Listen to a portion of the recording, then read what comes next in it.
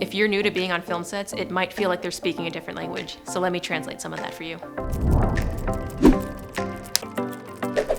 Call time is the start of your day. That's when you report to set. You wrap when you finish filming, so that's the end of your day. If you're given a task, say copy back to the person so they know that you understood what they said.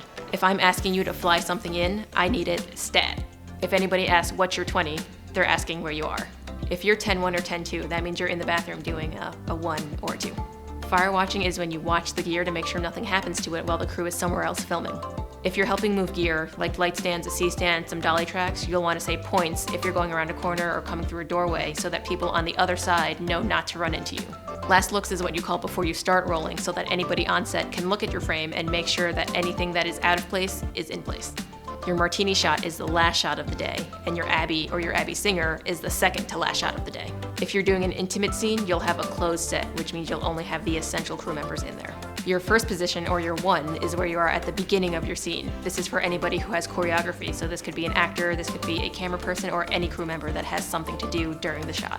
A clothespin is also known as a C47, which is what you use to put a gel on a light. If you're punching in, you're getting closer to your subject, so you might go from a medium to a close-up. But on the other hand, if you go from a close-up to a medium, you would be pulling out. If you're Hollywooding something, that means you're holding it and not putting it on a stand. So you could Hollywood a light, you could Hollywood a bounce board, or you could Hollywood some set decoration. A practical light is one that's in your frame, like that light bulb. Your extension cords are also known as stingers. The sides are the scenes that you'll be filming for the day. They're usually printed on half sheets of paper, and you'll hand them out to crew members at the beginning of each day.